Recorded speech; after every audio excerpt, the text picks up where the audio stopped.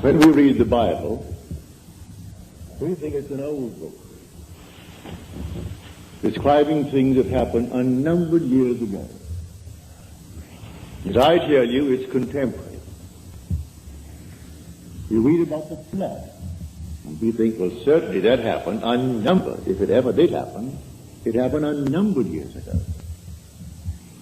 Well, this morning, as is my custom, I turned on the channel KFAC, that is a radio station. It plays through the day and night, 24 hours a day. Only lovely classical music, so you can read to that music. Only a few interruptions. On the hour, you get a 5-minute bulletin and weather report. But between 9 and 10, it's always a lovely piano recital, as it were. The great masterpieces played by great artists.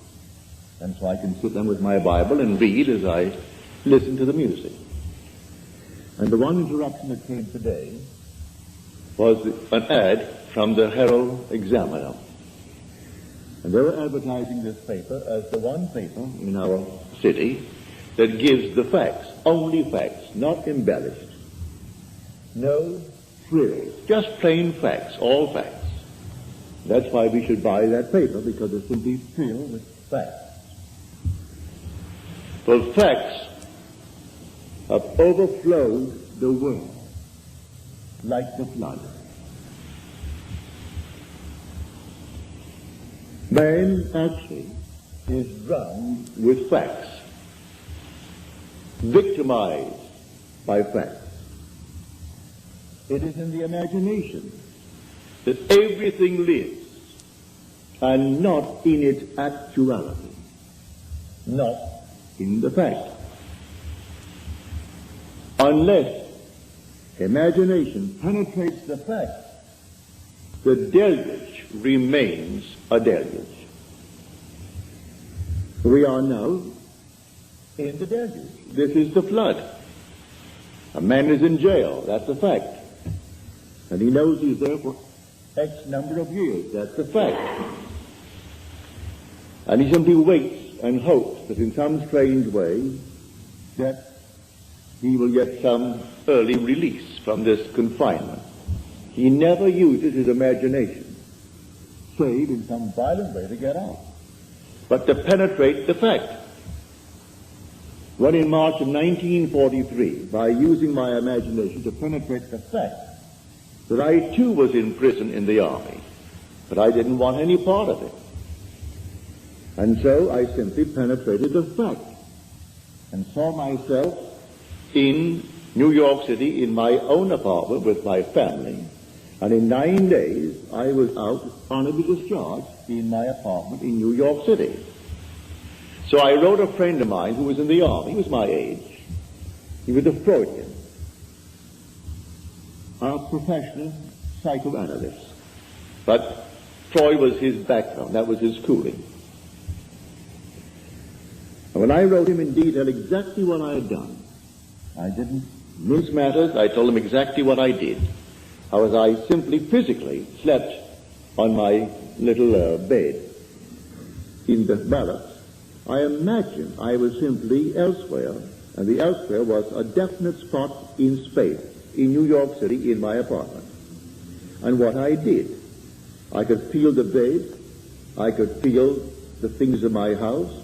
I went about feeling all the familiar objects in my apartment, and I gave them all the tones of reality and all sensory vividness to the best of my ability. And I touched everything, and it felt real.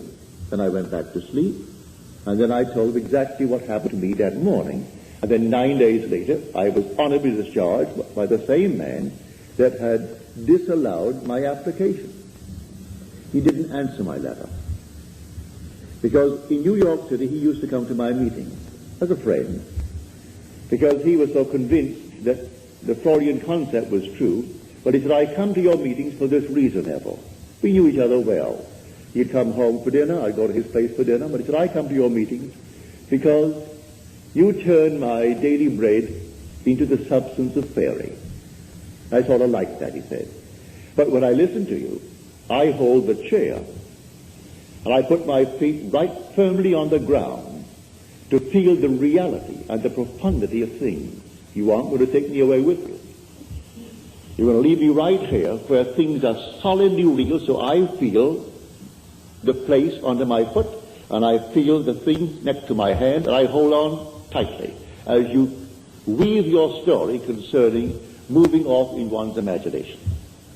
So he would not penetrate the facts. So when did he get out? When the other millions got out. So he remained with his facts for the next 3 years. I got out in March of 43. He came home to New York City in 46, demobilized as the other millions and millions of boys were. He could not let go of the facts. This is the flood. No other flood.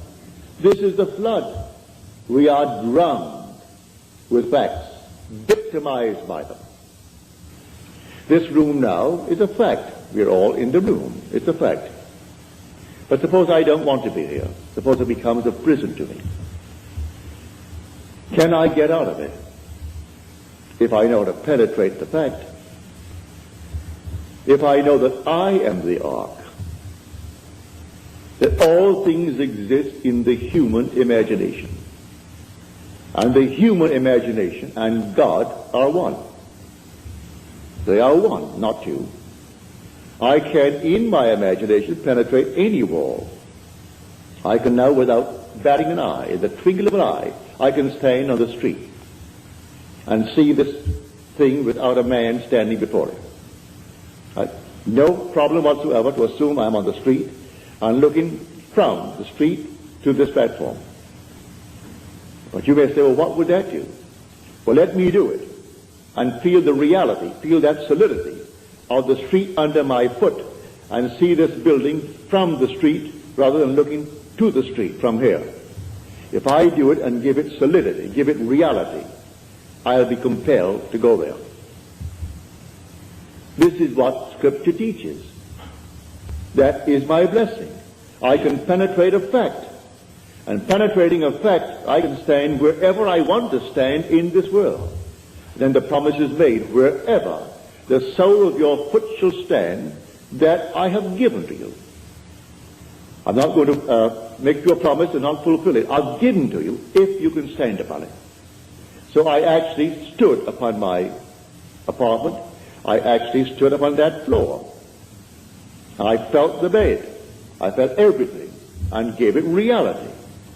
My friend wouldn't allow himself to sleep in one place and assume that he was sleeping elsewhere, because that is a divided state of mind. He didn't want to become a split personality, and so he wanted to be completely coordinating.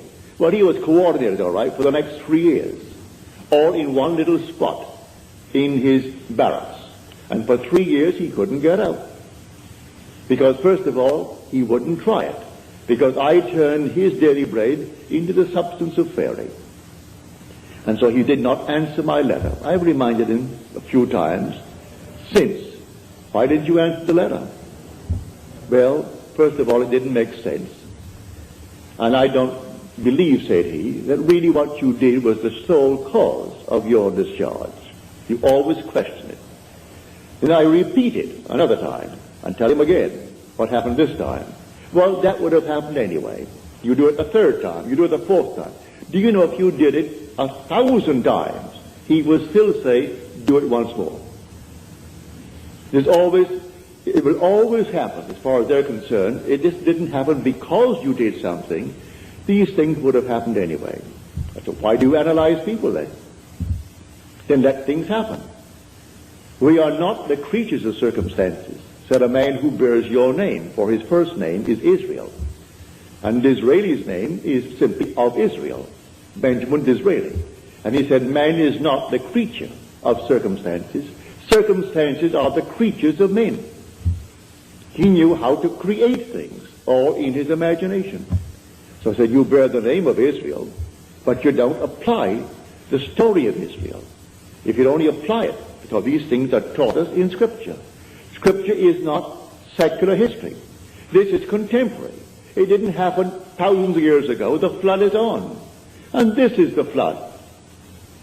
The whole vast world is inundated with facts, like this prominent paper. It's the evening paper, the Examiner.